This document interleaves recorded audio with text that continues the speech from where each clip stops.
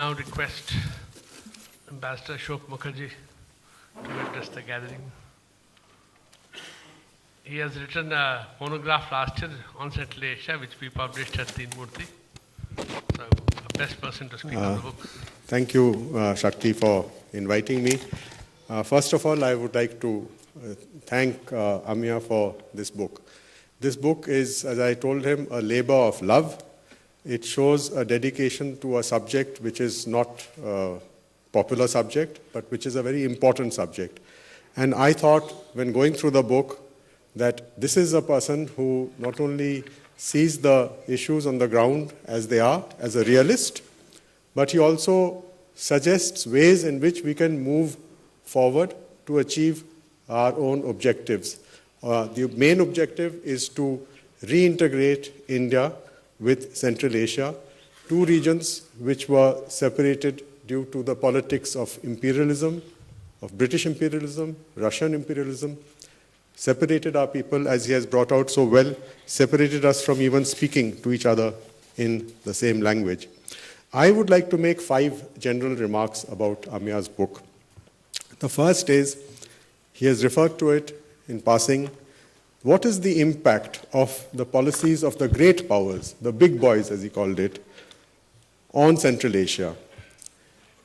Whether it is Donald Trump's policy on provoking a conflict with Iran, or whether it is China's ambitious policy of using the space of Central Asia to construct the One Belt, One Road initiative, or whether it is Russia's interest to use the space of Central Asia to secure its own security interests, the fact remains that the impact of great power rivalry on Central Asia will have an impact on India's interests in Central Asia. I think, and as Amiya has referred to it in his slides, the time has come for us to engage with Central Asia on our own terms. And first and foremost, among these terms of engagement with Central Asia is to revive the old spiritual linkages that existed between our two peoples, about whom slowly academia, archaeology are making important contributions and are restoring the facts on the ground, are bringing them in front of people. Because until we reconnect spiritually, we will be forced to interact with Central Asia on the terms of the big boys. The big boys do not bring the spiritual dimension to this interaction, which India does. And I think that is important, and that is why it is useful to look at the suggestions made in Amiya's book in the context of our Prime Minister's own initiatives, which have been taken with Central Asia. As he said, Sri Narendra Modi went to Central Asia, historic visit to 5 countries in one visit. That has not been done before. And he followed that up. He followed that up, for example, with instituting an active dialogue on the spiritual heritage of Central Asia, whether it concerns Buddhism. Before Islam, Buddhism was a very, very important influence in Central Asia. In fact, Central Asia was the space through which Buddhism flew out of India and reached even up to China and Japan and Korea. So the connections that are there, that interest people even today among the younger generation in that country. And the Prime Minister's other initiative of January 2016 of holding the first World Sufi Conference in Delhi. And that, if you read what he said on that occasion, that will show you the depth of India's current orientation towards re-engaging with Central Asia. The third point, and this has been referred to in Amiya's book and I think needs to be developed, is that both Central Asia and India enjoy what is called a demographic dividend. The number of people below the age of 25 in both our regions is predominant. And this is a golden opportunity for us to use the demographic dividend, use the new technologies that have been referred to in his presentation, including information and communication technologies, to create a forward-looking relationship. Can we, therefore, from that basis, look at the two issues of the future? One is, can we, in a heretical manner, look at using China's existing infrastructure built before it announced its One Belt, One Road policy, built on the ground, connecting East and West. Can we use that to our advantage, to the advantage of Central Asia and India? When I was working in Central Asia, over a period from 1990 to 2007, I worked on and off in Central Asia. The one question that I always asked our Indian businesses who were exporting to Central Asia is, which route do you use? And by 2007, the answer was, we use the China route. The containers come fastest, most secure to Central Asian markets through China. So India, China, Central Asia is the preferred route. We may have other routes in our mind. We may have the route through Chabhar. We may have the route using the new Silk Road of the United States, which uses Afghanistan and Pakistan. But the fact remains, on the ground today, the existing economically viable route is the Chinese route. So being a heretic, I think we should look at how to use it to the advantage of both Central Asia and India. And the fifth point is regarding the issue of market access and what can we do to develop and give substance to this relationship.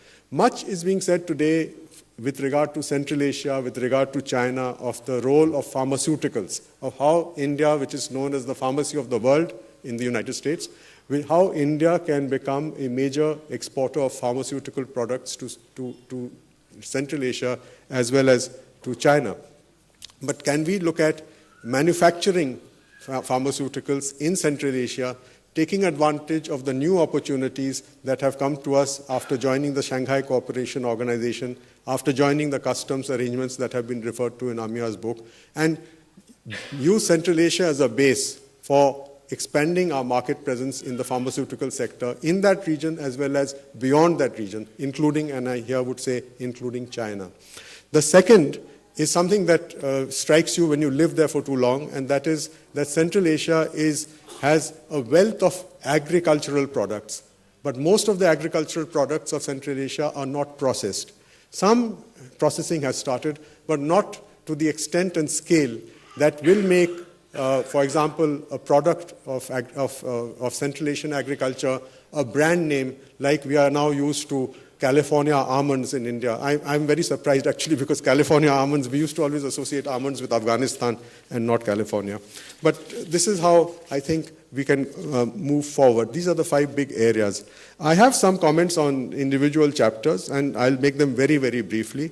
I think in chapter 1, he has talked of the region, and I think here what we need to do is to look at the role of China and Pakistan in the region. China started actually activating its relationship with Central Asia only after 2002. And that was because they had to settle the outstanding boundary disputes they had with Kazakhstan, Kyrgyzstan, and Tajikistan.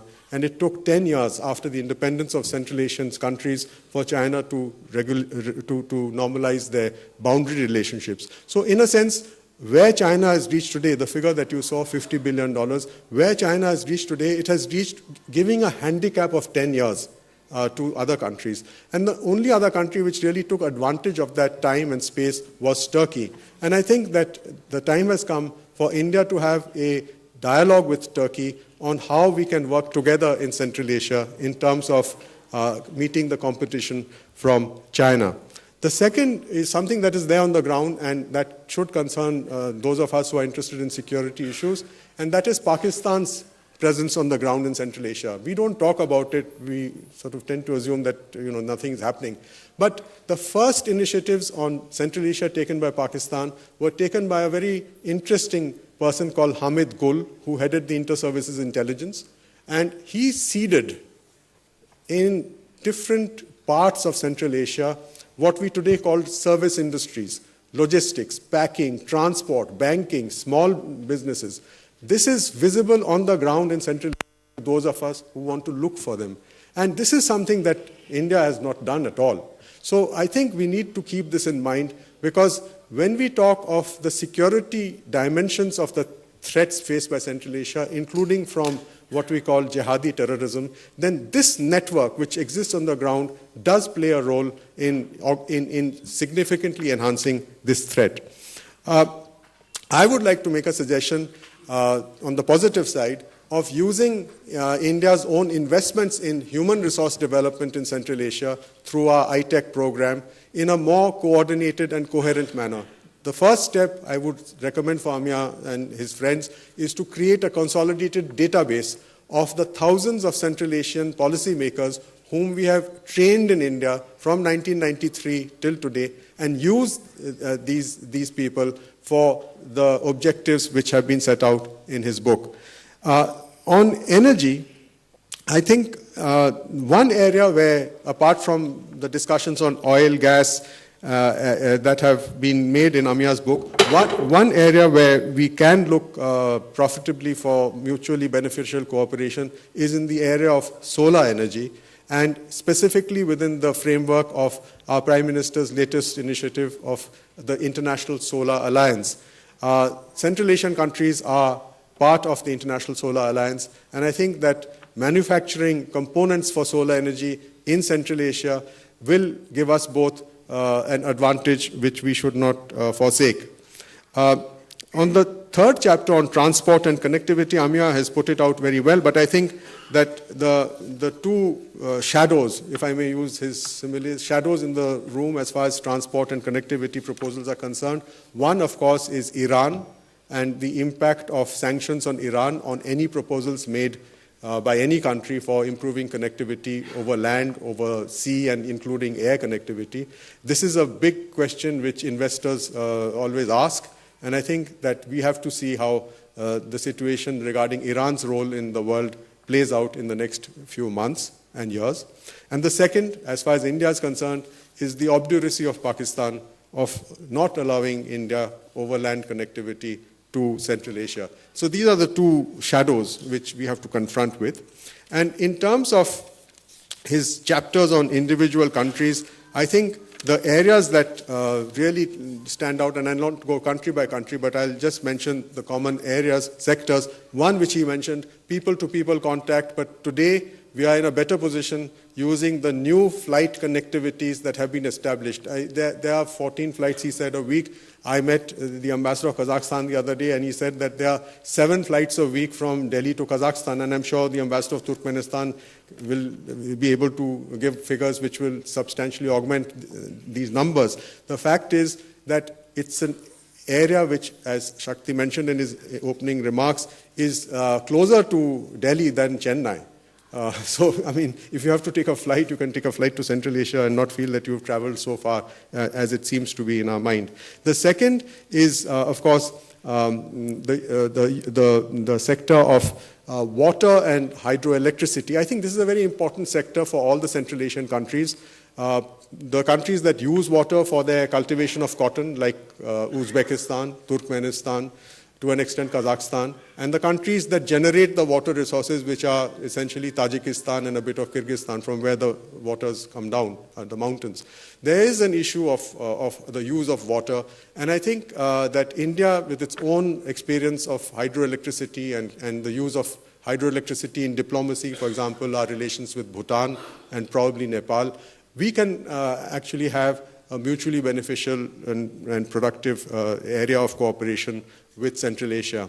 The third area is linked with popular culture, and this is films. Reference was made to Raj Kapoor, and of course it's very embarrassing sometimes for Indian audiences to hear heads of state from Central Asia sing Main Aawara Hoon. But nevertheless, the impact of Raj Kapoor and later on the impact of actors like Mithun Chakravarti in acting as Jimmy in Disco Dancer, these actually point the way to what we can do together with Central Asia in the future, especially at a time when Indian cinema is looking for new locales, new settings, and these are areas and regions and people who are accessible, who are close to India, and I think who will be able to use the film co-production route to bring people closer to people in our two regions. And finally, I'd just like to touch a little on what is not said very often, but which needs to be said, and that is that in this period that we are looking at India, Central Asia, we have to position this relationship in terms of not only the spiritual values that I spoke of at the beginning, but also the values to which we subscribe to today. And these are, in a very broad sense, the values of democracy, the values that enable people to talk to each other, not as former subjects of imperial empires or as former colonies, but as independent, forward-looking people. I think this dialogue has to be sustained, and I think that this is one way in which you can take out an insurance policy on the future of India-Central Asia relations. I thank you for your attention. Thank you, Ashok, for that very detailed presentation of the main points and the other things that you mentioned, chapter-wise. I think there's a lot to be built upon, and I do not share Amiya's pessimism on our inconsistency in terms of dealing with many of these countries, but that's another topic. I now request Professor Saraswati.